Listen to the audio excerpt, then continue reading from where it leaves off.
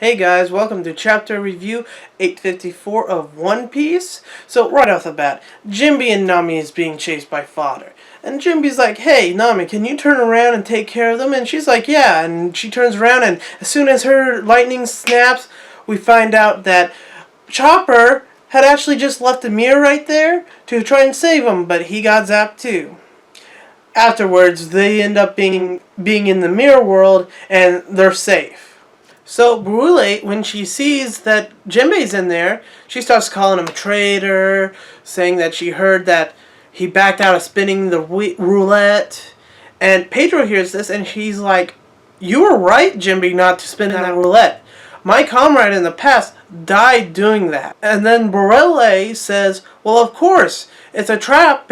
She basically says it's a trap to keep people from leaving the Big Mom Pirates. So in that little bit, we learned that Jinbe is completely fine. He didn't even lose any time of his life against the roulette. And then it switches over to Prometheus and Big Mom. Prometheus is patching up an injury that Brook caused him, and Big Mom says that's the first time any of her personal homies have been injured, and she even gives Brook praise for doing that.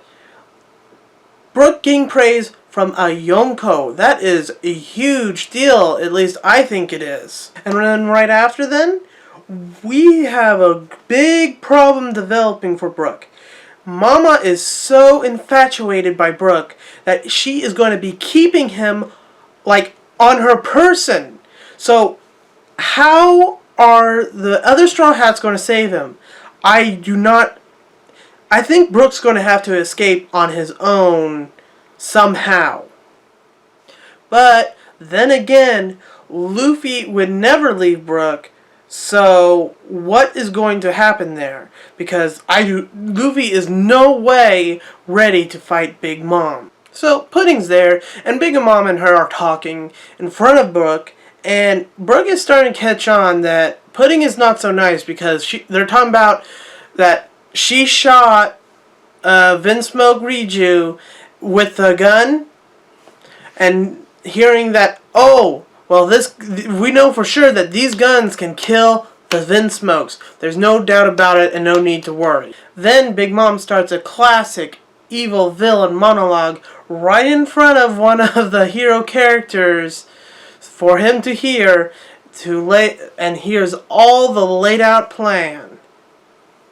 But that last panel really shows just how crazed she is. I mean, it really just shows that she is a monster. Then we see a castle soldier reporting in. We don't know to who, but that Sanji is sleeping in bed in his quarters, but that's not true. One of Big Mom's men is. I don't know his name, but let's call him Eggplant Man because, well, his head. So basically, they think Sanji's in check, and we move on to a meeting, and it's a meeting about all the Straw Hats, and are they taken care of? And they go through all the lists.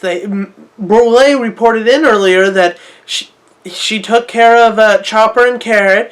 Oprah is covering his butt so that he doesn't get in trouble with Big Mom. He fears punishment of his life's soul being taken.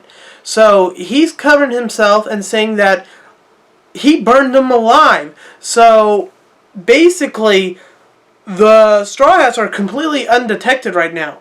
Nobody thinks they're on the loose, which they are very much so. So with that, the leader of the meeting says, well, that's that. They're all taken care of. No intruders left. But the leader of the meeting, he is suspicious of Oprah because he did seem a little off, even if you didn't know. So he told a soldier, a guard, to keep watch through the night because he does not trust Oprah. Then we move on to Soggy, and he's looking at the food, and he's like, man, what am I doing? This is all their favorite food. I just need to forget about him.